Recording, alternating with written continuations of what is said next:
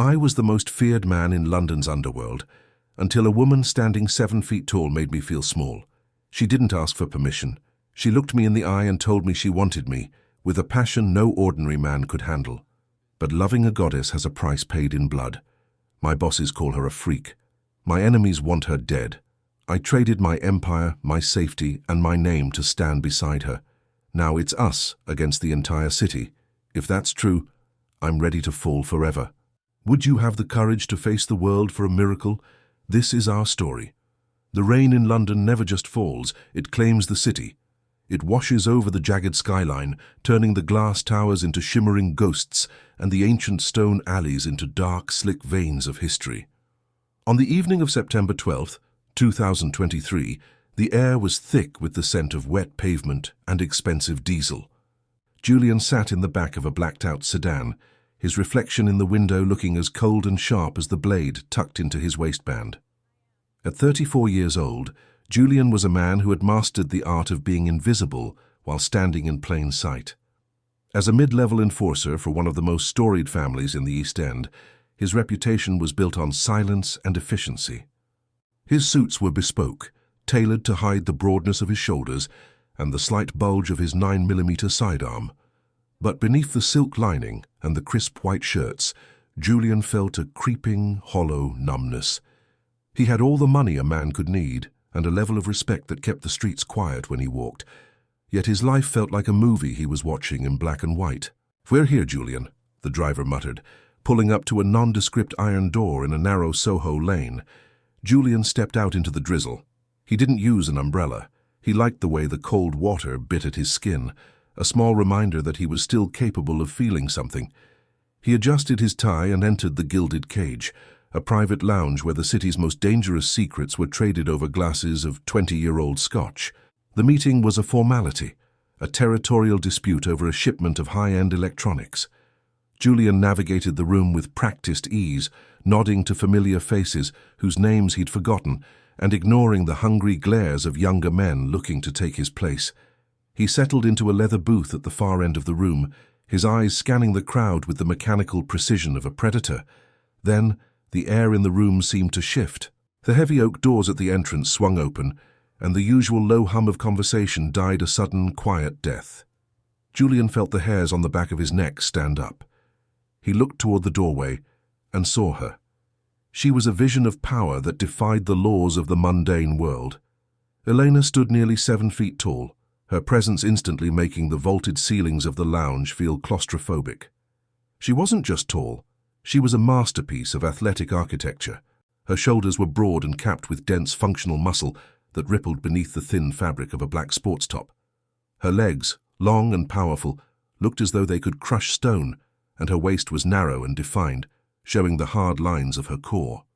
Her hair was the color of a dying star, a deep fiery red that tumbled over her shoulders in wild waves. She moved with a feline grace that was terrifyingly beautiful, her eyes scanning the room with a raw, unchecked authority that made even the most hardened gangsters look away. Julian found himself leaning forward, his glass of scotch forgotten on the table. He had seen beautiful women before, but this was different. This was a force of nature. Elena didn't just inhabit the space, she owned it. A few minutes later, Julian stood up to move toward the bar, his mind uncharacteristically clouded. He wasn't looking where he was going, his gaze still fixed on the back of the tall woman as she spoke to the club owner. At the corner of the hallway leading to the VIP section, they collided. The impact was like hitting a marble pillar. Julian stumbled back, his hand instinctively reaching for his balance, and he found himself grabbing her upper arm. His fingers couldn't even meet on the other side of her bicep. The muscle was iron-hard, warm, and vibrating with a dormant energy.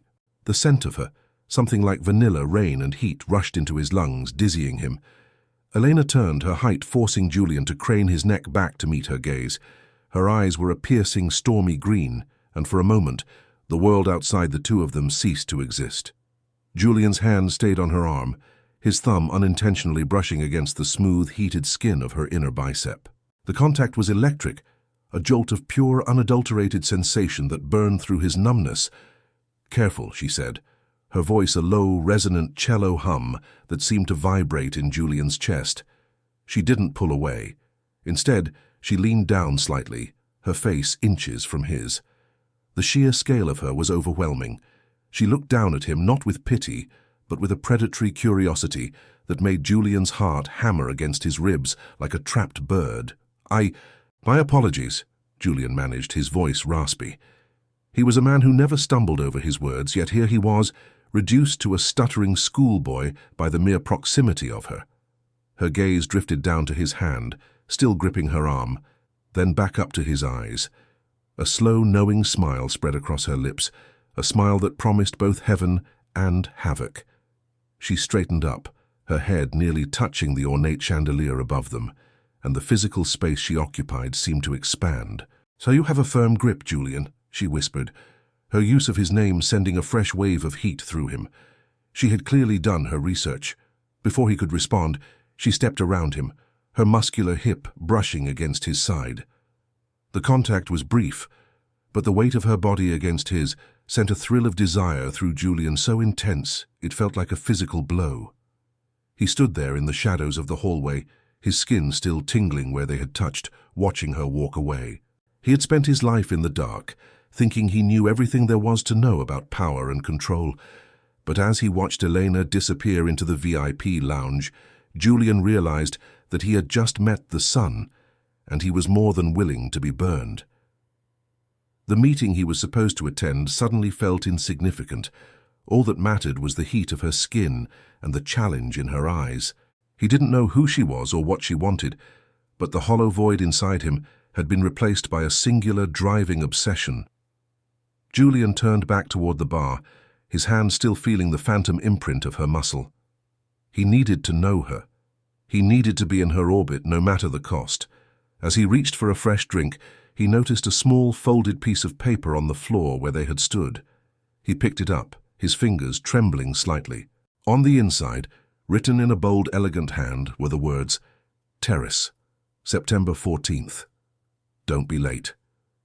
Julian felt a grin tugging at the corners of his mouth for the first time in years.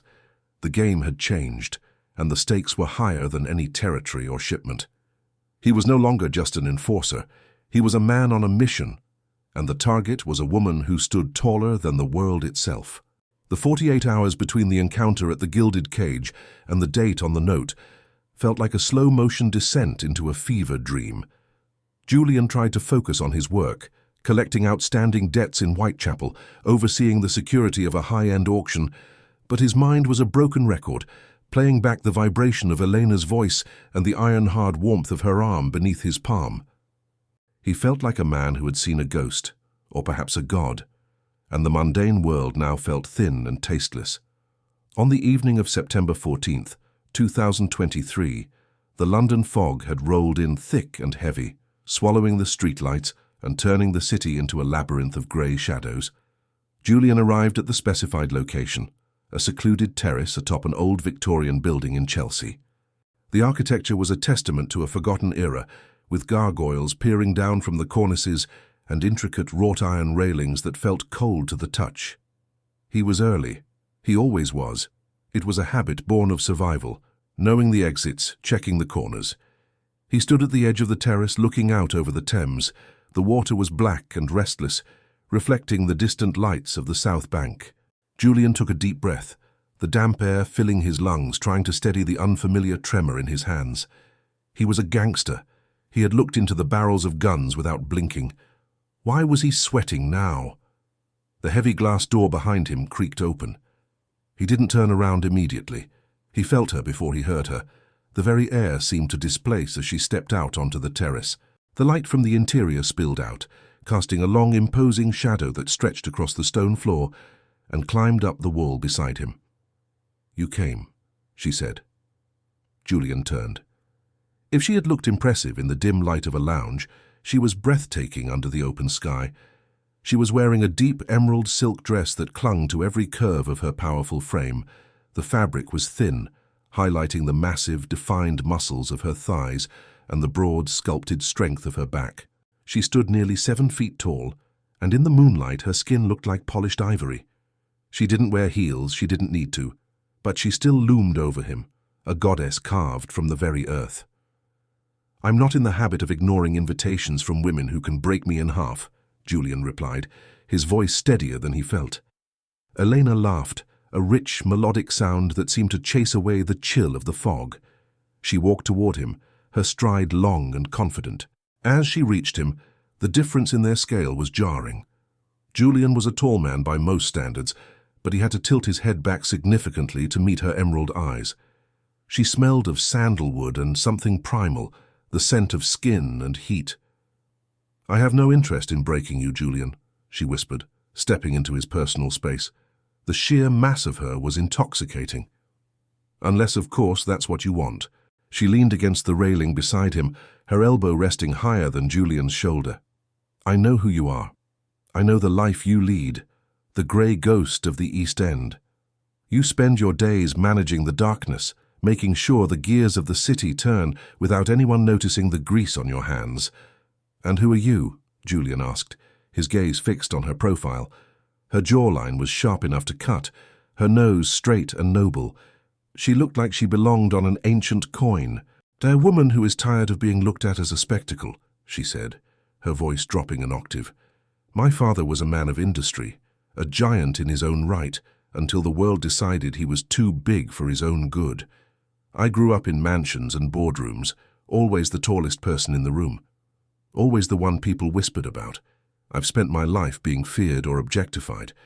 But you, when you grabbed my arm in that hallway, you didn't look at me like a freak. You looked at me like a man looks at a woman." Julian felt a surge of heat in his chest. "I looked at you like a man looks at a miracle." Eleanor turned fully toward him, her presence overwhelming.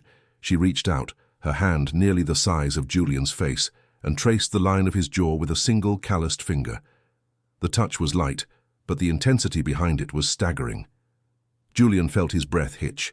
Her skin was incredibly warm, a stark contrast to the biting London air. "I don't play games, Julian," she said, her green eyes boring into his. "I don't have the patience for them. I brought you here because I wanted to see if the fire I felt in that hallway was real." She stepped even closer, her body pressing against his. The physical contact was electric.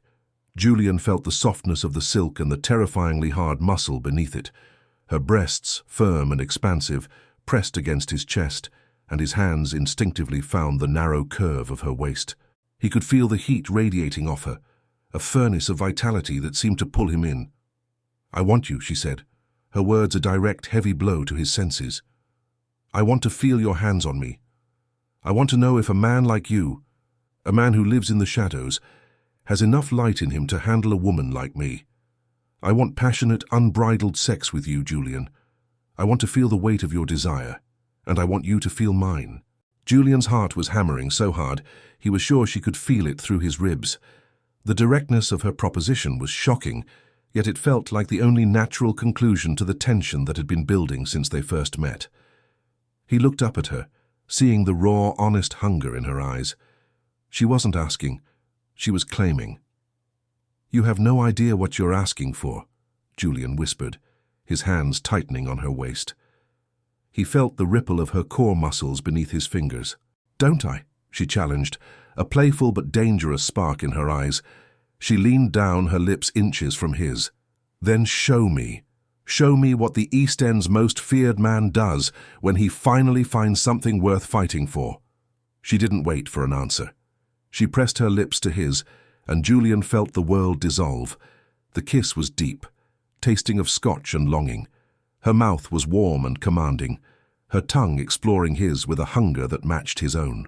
Julian felt her hands slide down his back, her large palms gripping his glutes with a strength that was both possessive and arousing. He was a man who lived by rules and boundaries, but in the arms of this giant woman, those boundaries were crumbling. The scale of her desire was as vast as her stature, and for the first time in his life, Julian didn't want to be in control. He wanted to be consumed. As they broke the kiss, both gasping for air, Eleanor leaned her forehead against his. "My apartment is 3 floors down," she breathed. "The door is already unlocked." She stepped back, giving him one last lingering look that promised everything, before turning and walking toward the glass door. Julian stood on the terrace, the fog swirling around him, his body vibrating with a need so intense it was almost painful. He knew that stepping through that door would change everything. His bosses, his reputation, the carefully constructed walls of his life, none of it would survive this. But as he watched the sway of her muscular hips and the way she filled the doorway, Julian knew there was no going back. He wasn't just chasing a woman, he was chasing a life he thought he had lost forever. He took a step toward the door, his hand reaching for the handle, unaware that in the shadows of the building across the street, a pair of binoculars was trained on him and a phone was already being dialed. The proposition had been made, but the price was yet to be paid. The transition from the biting chill of the terrace to the interior of Elena's apartment felt like stepping into another dimension. The space was a reflection of the woman herself, vast, unapologetic, and constructed with a quiet industrial elegance. The ceilings were nearly 12 feet high, supported by exposed brick pillars that looked as though they had stood for a century. The furniture was custom-made, heavy timber and deep leather, built to accommodate a frame that most of the world found impossible. On that night of September 14th, 2023, the only light came from the city's amber glow bleeding through the floor-to-ceiling windows and a few scattered candles that flickered against the draft. Elena didn't turn on the lamps. She didn't need to. The darkness was her ally, a veil that stripped away the world's expectations and left only the raw, pulsing heat between two people. As the door clicked shut, Julian felt the weight of the silence. He turned to find Elena standing in the center of the room. Without the backdrop of the London skyline to dwarf her, her stature was even more staggering. She looked like a titan in the shadows. She reached up, her long, muscular arms moving with a fluid strength as she unzipped the emerald silk dress. It slid down the columns of her thighs, pooling at her feet like a discarded skin. Julian's breath hitched in his throat. Underneath, she wore nothing but her own confidence. Her body was a map of discipline and power. The muscles of her abdomen were deep and defined, and her chest was broad, her breasts firm and expansive. Every inch of her was toned, the skin taut over a skeleton that felt ancient and unbreakable. Julian stepped toward her, his hands trembling as he shed his own jacket. When he reached her, he felt smaller than he ever had in his life, yet more powerful. He placed his hands on her hips, his fingers barely spanning a fraction of the curve. Her skin was like a furnace, radiating a heat that seemed to seep into his very bones. Elena looked down at him, her green eyes dark with a hunger that was almost terrifying. She reached out, her large hands cupping his face, her palms covering his cheeks and ears completely. "I want to feel every bit of you, Julian," she whispered, her voice a vibration that rattled his ribcage. She lifted him with a strength that was effortless, her muscles rippling as she pulled him into a deep, consuming kiss. Julian wrapped his legs around her waist, his hands tangling in her fiery hair. The sensation of being held by her, of being completely enveloped by her mass, was intoxicating. For a man who had spent his life fighting for every inch of ground, being surrendered to her power was a revelation. They moved to the bed, a massive platform of oaken silk that felt like an island in the dark. The encounter was a clash of elements. Julian was a storm of focused energy, his hands exploring the vast landscape of her body, marveling at the way her muscles flexed and surged under his touch. Eleanor was the earth itself, immovable, heavy, and incredibly responsive. When Julian's mouth found the valley between her breasts, she let out a low, guttural moan that echoed off the brick walls. Every touch was magnified by their difference in scale. Julian's hands felt tiny against the expanse of her back, yet his touch seemed to ignite fires wherever he moved. Elena's grip on his shoulders was possessive, her large fingers digging into his muscles as she pulled him closer, her body demanding a level of intensity he hadn't known he possessed. The physical contact was detailed and visceral. He felt the slide of her powerful thighs against his, the way her breath hitched when he pressed his weight into her, and the sheer, overwhelming presence of her. It was a dance of giants, a passionate collision that left them both gasping for air in the humid dark. By the time the first grey light of dawn touched the London rooftops on September 15th, 2023, the room was quiet. Julian lay sprawled against Elena's side, his head resting on the rise of her shoulder. She felt like a warm mountain beside him. He watched the rhythmic rise and fall of her chest, a sense of peace settling over him that he hadn't felt since he was a child. "You're thinking again," Elena murmured, her voice thick with sleep. She didn't open her eyes, but she reached over, her hand resting heavily across his chest. "I'm thinking about how much the world is going to hate this," Julian admitted, his voice a low rasp. "Let them," she said, finally opening one eye to look at him. "They've hated me my whole life for being what I am. They hate you for what you do. Let them have their hate. We have this." But as Julian left her apartment later that morning, stepping back into the damp reality of the Chelsea streets, the "this" she spoke of felt dangerously fragile. He returned to his world, but he was a changed man. On September 16, 2023, Julian was standing in a cold, cavernous warehouse in the Docklands, overseeing a delivery. The scent of salt and rust was heavy in the air. His second-in-command, a wiry, sharp-eyed man known only as the Fox, was watching him with a disturbing intensity. "You're off your game, Julian," the Fox said, leaning against a stack of crates. He lit a cigarette, the smoke curling around his narrow face. "You missed 2 calls from the old man yesterday. That's not like you. People are starting to talk." "I was busy," Julian replied, his voice cold. He didn't look at the Fox. He was busy staring at the way the light hit a puddle of oily water on the floor, thinking of the way the light had hit Elena's hair. "Busy with what, or should I say who?" The Fox let out a dry, rattling laugh. "Word travels fast in this city, especially when someone as noticeable as her is involved. A giantess, Julian. Really, it's a bit of a circus act, don't you think?" Julian turned, his movement so fast it was a blur. In a heartbeat, he had the Fox pinned against the crates, his forearm pressed hard against the smaller man's throat. The violence was sudden and silent, the hallmark of Julian's profession.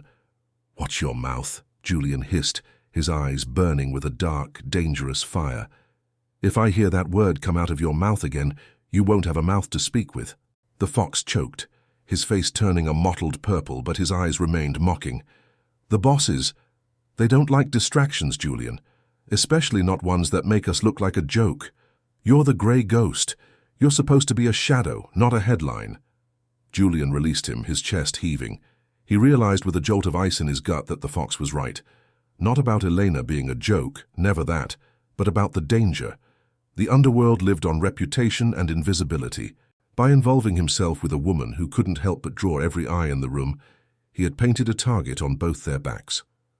He walked away from the warehouse, the weight of the desire he had felt the night before, now replaced by the weight of a growing dread.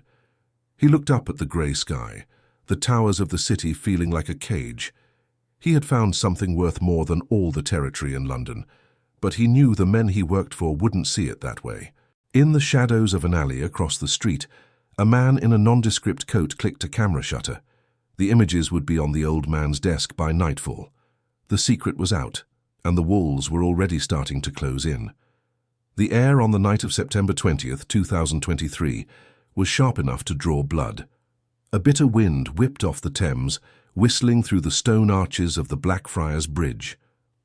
Julian stood in front of a mirror in his penthouse, adjusting the silk lapels of a midnight blue tuxedo.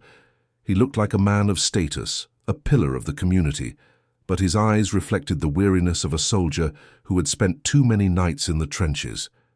Tonight was the autumn charity gala at the Guildhall, an event where the city's legitimate elite rubbed shoulders with the shadows that allowed them to flourish. It was a required appearance for someone of Julian's standing, a display of presence and power. But tonight was different. Tonight, he wasn't going alone. The doorbell rang, a low, melodic chime that vibrated through the floorboards. Julian opened the door, and for a moment he forgot how to breathe. Elena stood in the hallway, her presence filling every square inch of the frame. She wore a floor-length gown of liquid silver that shimmered like moonlight on the water. The dress was a marvel of tailoring, designed to accentuate the breathtaking scale of her physique. The plunging neckline revealed the powerful, sculpted lines of her collarbones and the deep, firm muscles of her chest. Her hair was swept up in an elegant, intricate knot, exposing the regal length of her neck. "You look," Julian started, his voice failing him, "like a target." Elena finished for him, a small, sad smile playing on her lips. She stepped into the apartment, her head nearly brushing the top of the doorframe. She looked down at him, her green eyes searching his. "Are you sure about this, Julian? Once we walk through those doors together, there is no hiding anymore." Julian reached up, his hands finding the narrow curve of her waist. The silver fabric was cool and smooth, but the heat of her skin radiated through it. He pulled her closer, feeling the solid, reassuring weight of her body against his. "I'm tired of hiding, Elena.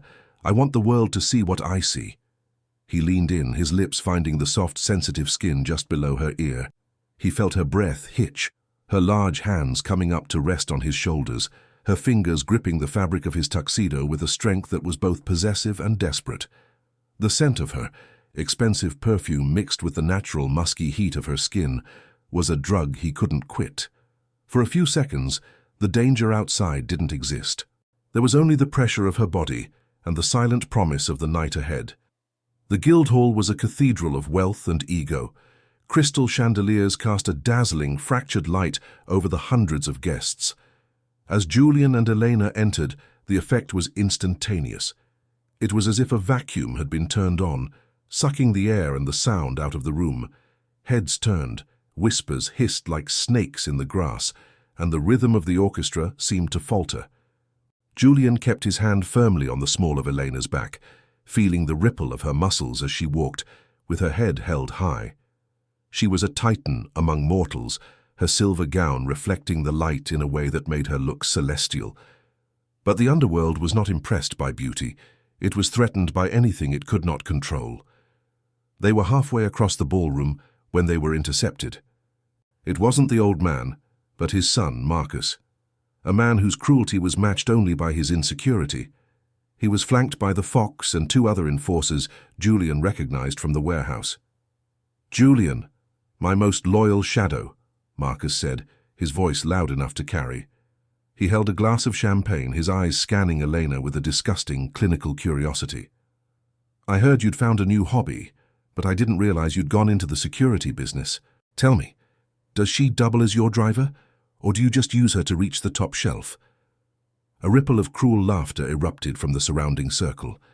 Julian felt his jaw tighten, his hand on Elena's back, twitching with the urge to reach for the knife he wasn't carrying. "Her name is Elena, Marcus," Julian said, his voice a low, dangerous growl, "and she is my guest. Show some respect." "Respect?" Marcus sneered, stepping closer until he was looking up at Elena's chest. "It's hard to show respect to a freak of nature, Julian. My father wonders if your judgment has been clouded by, well, by the sheer volume of your distractions. It makes the family look weak when our top man is seen playing house with a circus act." Eleanor didn't flinch. She looked down at Marcus with a cold, aristocratic disdain that seemed to shrink him where he stood. "Oh, your father's empire was built on the backs of men like Julian," she said, her voice a resonant hum that silenced the nearby onlookers. "But it seems the second generation has forgotten that a man's stature isn't measured by his mouth, but by his honor. You talk of weakness, yet you hide behind 3 men just to speak to a woman." The Fox stepped forward, his eyes gleaming with malice. "Careful, darling. You're a big girl, but London is a very small place when people want you to disappear." The humiliation was public and calculated. Julian saw the way the legitimate businessmen drifted away, afraid of the mounting tension. He saw the mocking grins of his peers. He realized then that Marcus wasn't just insulting Elena. He was declaring war on Julian's position. "We're leaving," Julian said, his voice cold and final.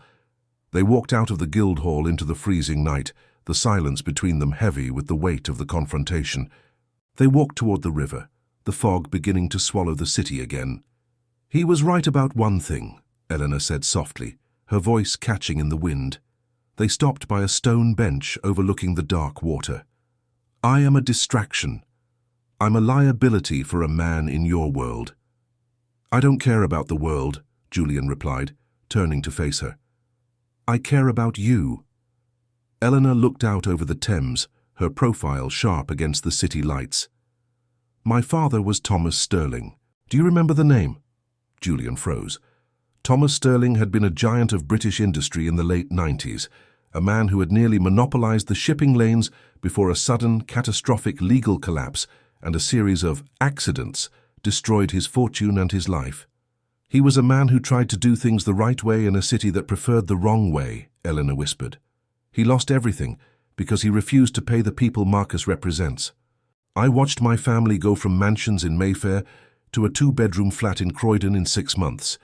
My father died a broken man, thinking he was a failure because he couldn't protect us. I learned then that being big isn't enough. You have to be harder than the world around you. She turned back to Julian, a single tear tracing a path through the silver dust on her cheek. I'm not just a tall woman, Julian. I'm a woman who has been waiting for someone to stand beside me without being afraid of the shadow I cast. Julian reached out, pulling her into his arms. The silver fabric felt cold, but her body was a furnace. He held her tight, his face pressed against her shoulder. I'm not afraid, Elena. I've spent my life in the dark. You're the only light I've ever known. The moment was interrupted by the vibration of the phone in Julian's pocket. He pulled it out and saw a single image sent from an unknown number.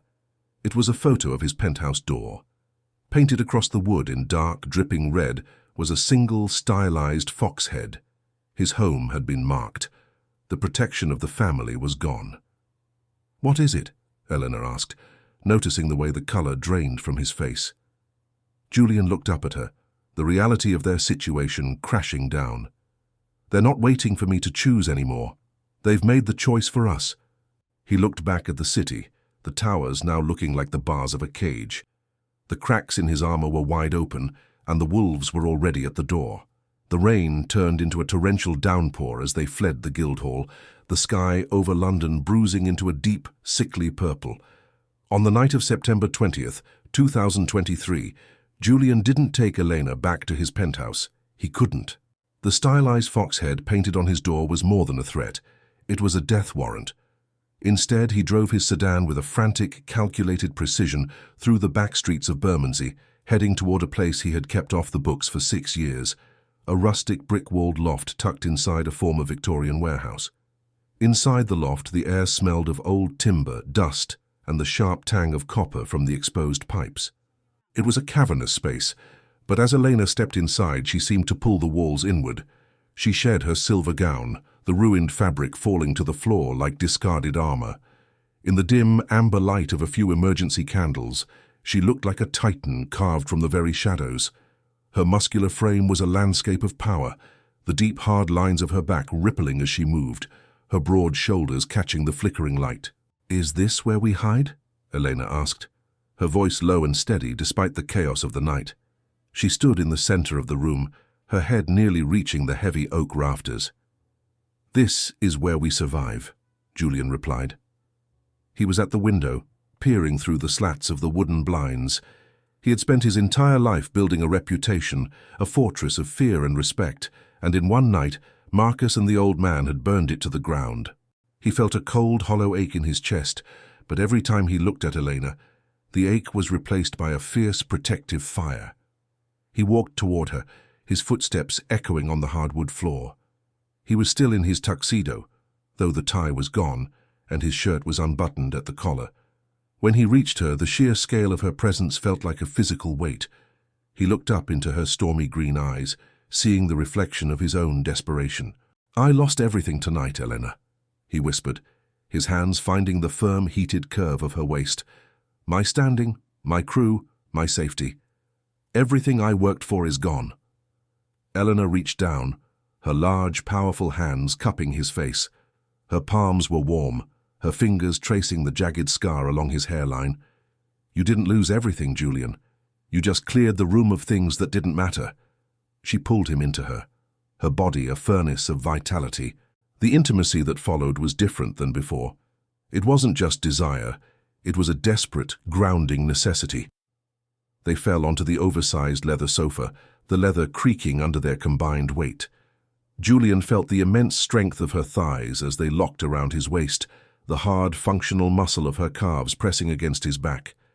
He marveled at the way her body felt, solid, expansive, and utterly feminine in its power. They shared their scars in the quiet dark. Julian showed her the bullet wound on his shoulder from a botched deal 5 years prior, and the jagged line on his ribs from a knife fight in Soho. Eleanor, in turn, guided his hands to the faint, silvery stretch marks on her powerful quads, the physical evidence of the growth spurts that had defined her youth, and the deep emotional scars of her father's downfall. "I spent years trying to be smaller," she breathed, her lips brushing against his forehead. "I tried to hide my strength, to walk with my shoulders hunched, to make myself invisible. But with you, I feel like I finally have enough room to breathe." Julian realized then that he didn't want his old life back. He didn't want the fear or the hollow respect of men like the Fox. He wanted to be the man who stood beside this extraordinary woman, even if it meant fighting the entire city to do it. The peace was shattered by the sharp, insistent ringing of Julian's burner phone on the low coffee table. It was September 21st, 2023, and the dawn was still a cold, distant promise. Julian picked it up. He didn't recognize the number, but he knew the voice. "Julian," the old man said. His voice was like dry leaves skittering over pavement, thin, brittle, and ancient. "You've been a loyal dog for a long time. I don't want to put you down." "Then don't," Julian replied, his grip tightening on the phone until his knuckles turned white. "The girl is a liability," the old man continued, ignoring him. "She is a symbol of your distraction. Marcus says she insulted the family. The others, they think you've gone soft. They think you're being led around by a freak." "She's more of a woman than any of you will ever understand," Julian hissed. "I'm giving you one chance, Julian. Because of your history, bring her to the warehouse in the Docklands by nightfall. Hand her over to Marcus. We'll make it quick for her and you can have your old life back. You'll be promoted. You'll be the hand that holds the city." Julian looked at Elena. She was watching him, her green eyes wide and full of an unspoken understanding. She knew what was being said. She knew the choice he had to make. "And if I don't?" Julian asked. "Then you die with her. And I will make sure it isn't quick for either of you." The line went dead. Julian stared at the phone for a long beat before tossing it onto the floor. He felt a strange, cold clarity wash over him. The breaking point had arrived, and for the first time in his life, he wasn't afraid of the fall. "He wants me to give you up," Julian said, his voice devoid of emotion. Elena stood up, her massive frame silhouetted against the brick wall. She didn't look afraid. She looked like a goddess preparing for war. "And what did you tell him?" "I didn't tell him anything," Julian said, walking toward her. He reached out, his hand resting on the hard, defined muscle of her bicep. "I'm going to show him." "Julian, you can't fight them alone," Eleanor said, her voice trembling slightly for the first time. "There are dozens of them. They have the police, the streets, the money." "I'm not alone," Julian replied, looking up at her. "I have you. And they have no idea what they're up against." He knew he was risking everything, his life, his future, the very air in his lungs. But as he stood in that dusty loft, looking at the woman who had brought color back into his grey world, Julian knew that the gangster he used to be was dead. In his place was a man who had found something worth more than all the gold in the Bank of England. But the declaration of war was only the beginning. As they began to plan their next move, Julian knew that the old man wouldn't wait for nightfall. The wolves were already circling the warehouse, and the scent of blood was in the air. Julian reached into a hidden compartment beneath the floorboards, pulling out a heavy, black tactical bag. He didn't want to be a gangster anymore, but he knew that to earn his freedom, he would have to use every violent skill he had ever learned. The transition was fluid, the looping tension of their predicament tightening around them like a noose. The morning of September 21st, 2023, arrived with a grey, suffocating light that seemed to drain the colour from the world. In the rustic loft in Bermondsey, the air was stagnant, heavy with the scent of old brick and the lingering electricity of the previous night. Julian stood by the heavy oak workbench, his hands moving with mechanical precision as he checked the slide of his pistol. His mind, however, was a chaotic storm of doubt. For the first time in his 15-year career, Julian felt small, not because of Eleanor's towering height, but because of the sheer scale of the machine he was trying to dismantle. The old man's reach extended into every corner of London, from the high-rise boardrooms of Canary Wharf to the grimy betting shops of the East End. Julian knew how the family operated. He knew their patience, their resources, and their utter lack of mercy. He looked over at Elena. She was sitting on the edge of the leather sofa, her massive, muscular frame silhouetted against the morning light. She was wearing one of Julian's oversized shirts, which looked like a fitted garment on her broad shoulders. She was sharpening a tactical knife he had given her, the rhythmic scrape of steel against stone the only sound in the room. Her fiery red hair was tied back, exposing the hard, determined line of her jaw. "You're thinking about the buyout," Elena said, not looking up. Julian paused, his thumb resting on the safety of the gun. "It crossed my mind. If I take the money I have stashed in the Cayman accounts, I could buy you a life somewhere else. Somewhere the old man can't find you. Maybe the Swiss Alps. You'd have space there. You wouldn't have to hide." "And you?" she asked, finally looking up. Her green eyes were sharp, piercing through his armor.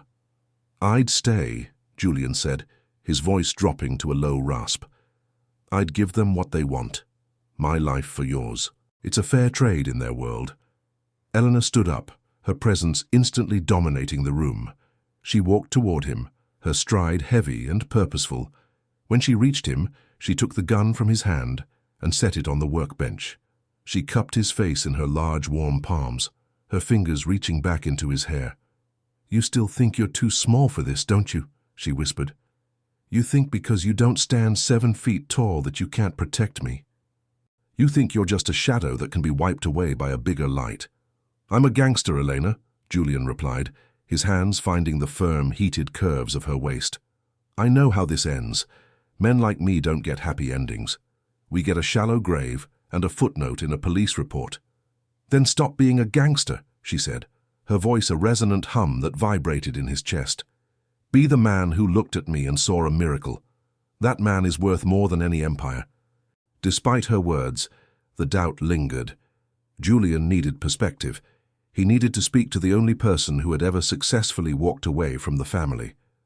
Leaving Elena with strict instructions to keep the doors barred, Julian slipped out into the drizzling London morning. He drove a nondescript van to a forgotten corner of Wapping, where the old docks met the new glass apartments. Tucked beneath a crumbling railway arch was a small, cluttered antique shop owned by a man named Silas. Silas was 80 years old, a retired thief whose heart had been broken 40 years ago when he lost the woman he loved to the very life he led. He was the only person Julian trusted. "You look like a man who's already dead, Julian," Silas said, not looking up from a tarnished silver watch he was repairing. "I might be," Julian replied, leaning against a dusty bookshelf. "I've found something, Silas. Something that makes the last 15 years look like a waste of breath. But the old man, he wants her gone. He says she's a distraction." "Is she?" Silas asked, finally looking up. His eyes were milky with cataracts, but sharp with a wisdom that only comes from survival. "She's everything," Julian said. "But I'm terrified I'm not enough to keep her safe. I'm thinking of sending her away, buying her freedom." Silas let out a dry, rattling laugh. "You can't buy freedom, boy. You can only earn it. And you certainly can't protect a woman by running from your own shadow. I spent my life thinking I was too small to change the world, so I let the world take what was mine. Do you want to be an old man in a shop full of dead things, wondering what if?" Julian looked around the cramped, lonely shop. "No." "Then remember this," Silas said, pointing a gnarled finger at Julian's chest. "Stature is measured by the soul, not the shadow. A man who fights for something bigger than himself is the tallest man in the room, no matter how many stories the building has. If you love her, you don't send her away. You stand beside her, you become the wall that the world breaks against." Julian left the shop with a cold, hard clarity settling into his bones. Silas was right. He had been looking for an exit strategy when he should have been building a fortress. When he returned to the loft, the sun had shifted, casting long, dramatic shadows across the floor. Elena was waiting for him. She didn't ask where he had been.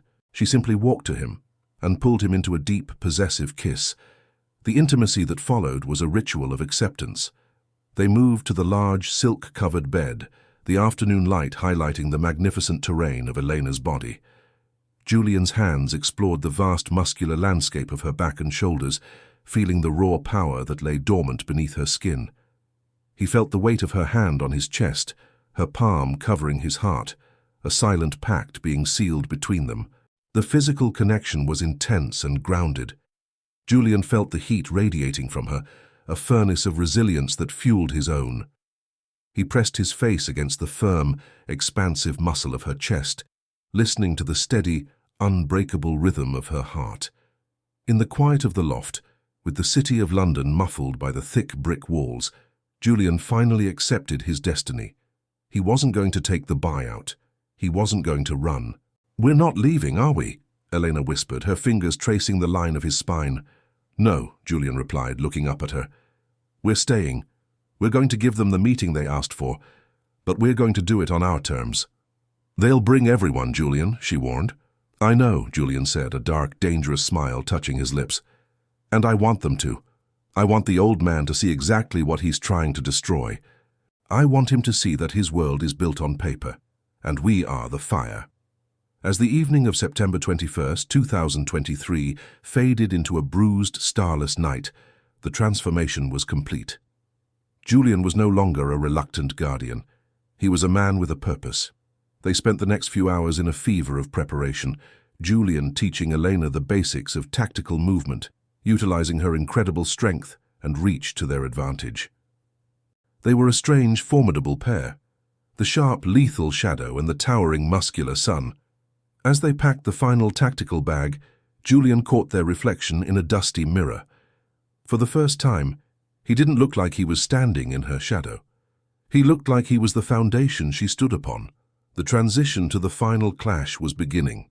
The silence of the loft was about to be replaced by the roar of the docklands, and the weight of their desire was about to become the weight of their survival. Julian reached for his coat, the weight of the 9mm in his holster finally feeling right. The night of September 28, 2023, was a bruised, airless expanse of darkness over the London docklands. The Thames was a ribbon of black glass, reflecting the skeletal remains of the industrial cranes that lined the shore.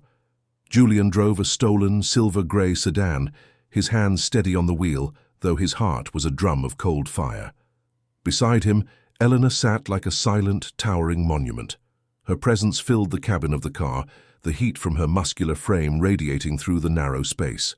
She was dressed for war, wearing heavy black denim and a tactical vest that Julian had modified to fit her broad, expansive chest. Her fiery red hair was braided tightly against her scalp, revealing the sharp, noble lines of her face. They didn't speak. The weight of what they were about to do didn't require words. The transition from the safety of their loft to the killing floor of the warehouse was a bridge they had already crossed in their minds.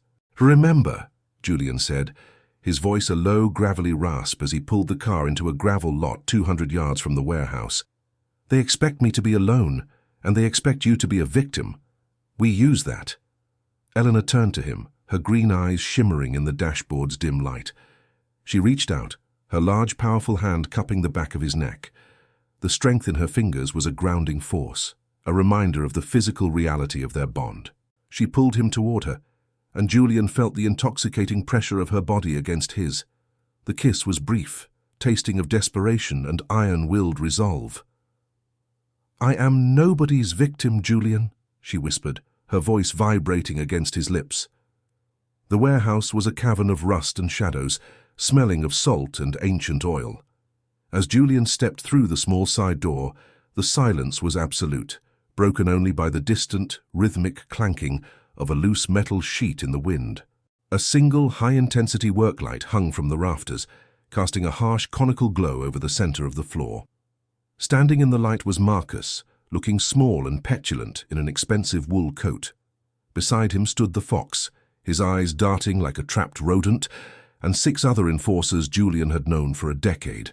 They were all armed, their hands hovering near the waistbands of their trousers.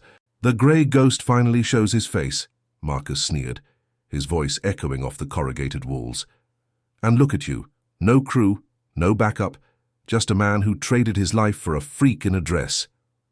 Julian walked into the light, his hands raised in a mock gesture of surrender.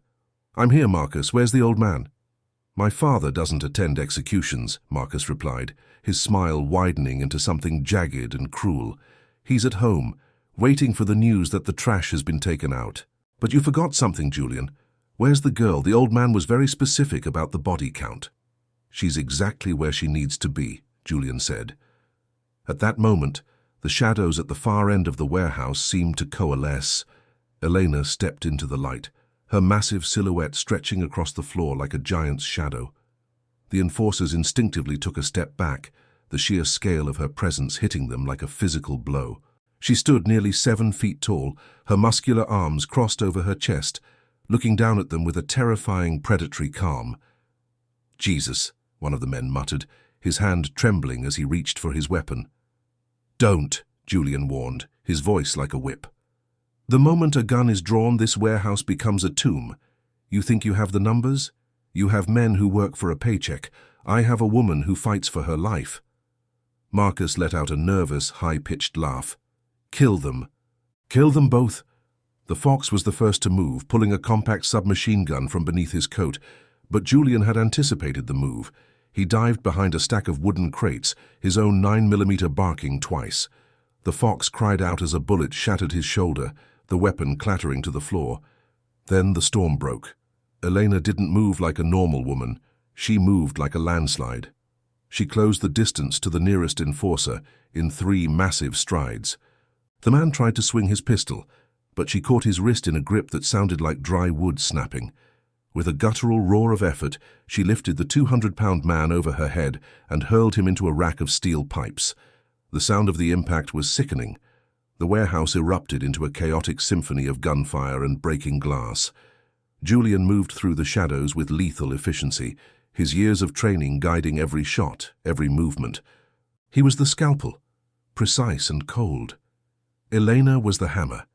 She waded through the enforcers, her sheer physical power overwhelming them. She took a glancing blow from a bat onto her shoulder and didn't even flinch, her large fist connecting with the attacker's jaw and sending him sprawling across the concrete. But they were outnumbered. As Julian moved to flank Marcus, a hidden shooter in the rafters opened fire. A bullet grazed Julian's thigh, sending him tumbling to the ground. He lost his grip on his pistol, the weapon sliding across the floor into the darkness. "Julian!" Eleanor screamed, her voice a raw, agonizing sound. Marcus, seeing his chance, scrambled toward Julian, pulling a jagged hunting knife from his belt. He looked down at Julian with a face twisted by hatred.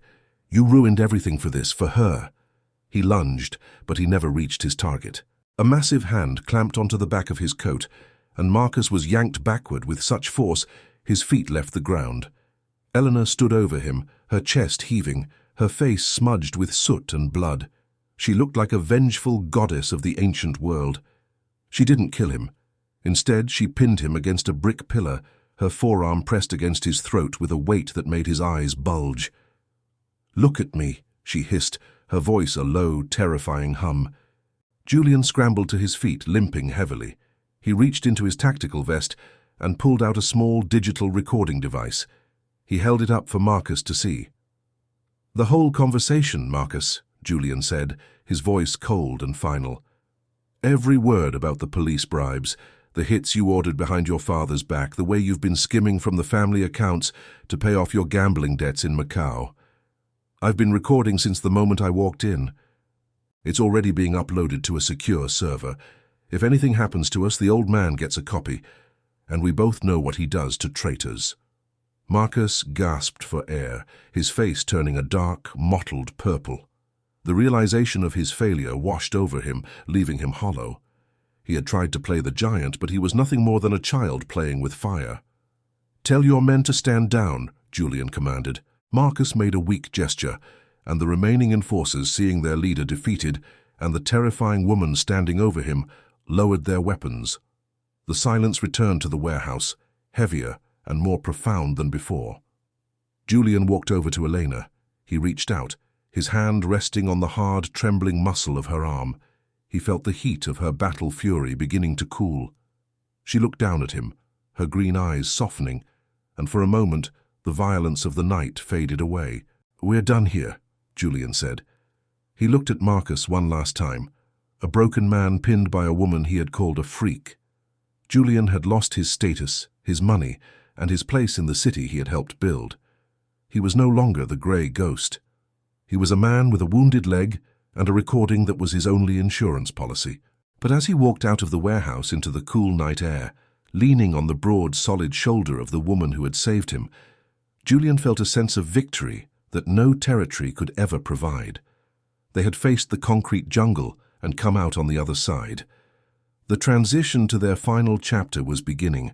The shadows of London were behind them, and the first light of a new, uncertain dawn was beginning to touch the horizon. Julian knew the road ahead would be long and difficult, but as he felt the strength of Elena's arm around his waist, he knew he was finally walking tall.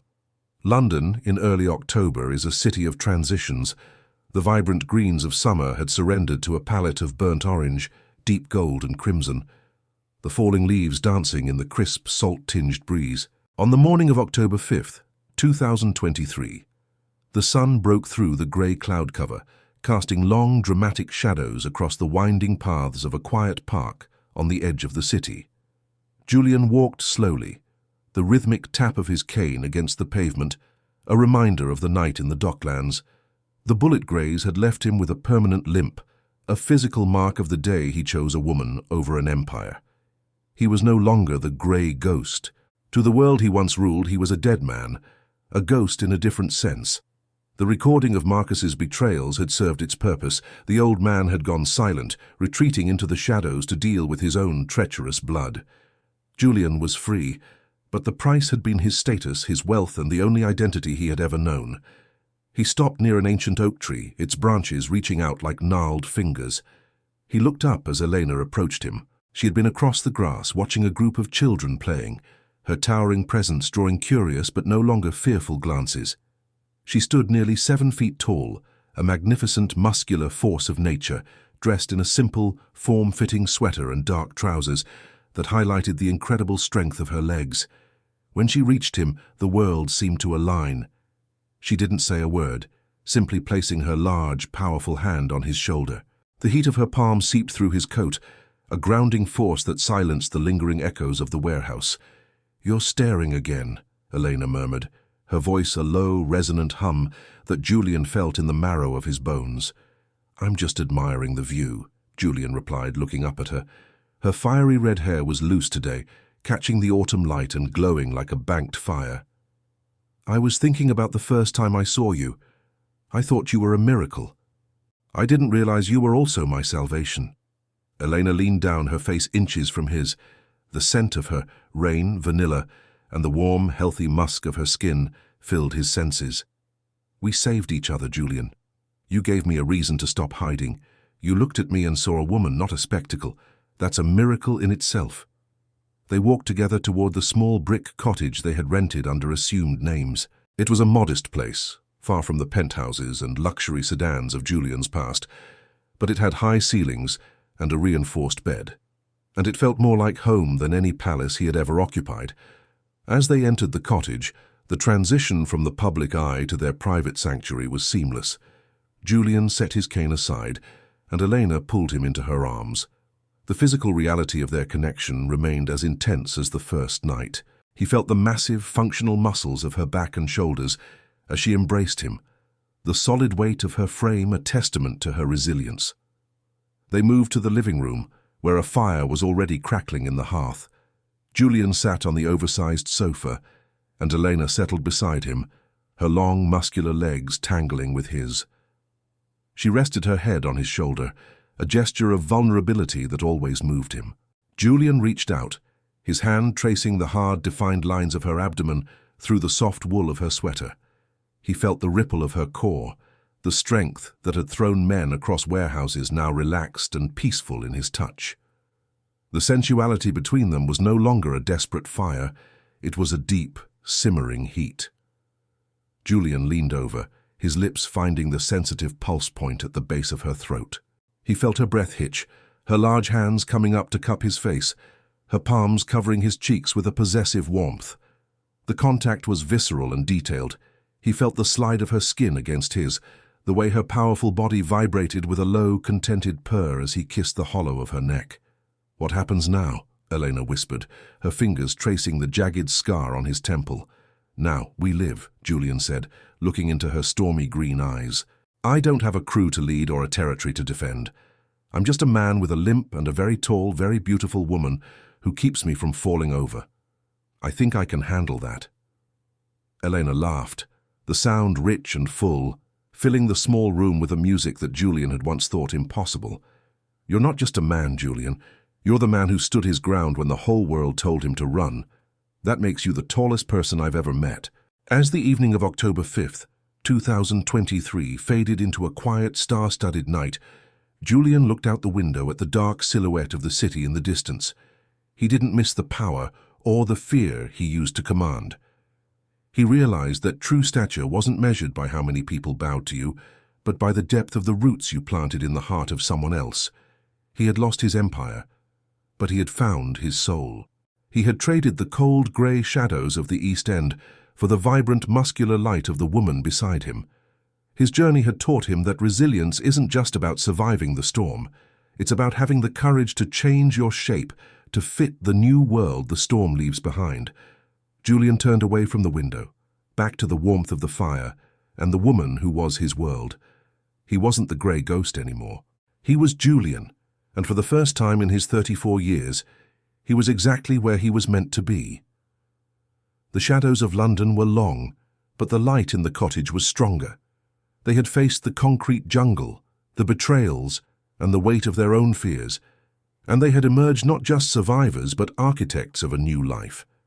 As Julian pulled the blanket over them both, he knew that the greatest act of courage wasn't pulling a trigger, it was letting someone in.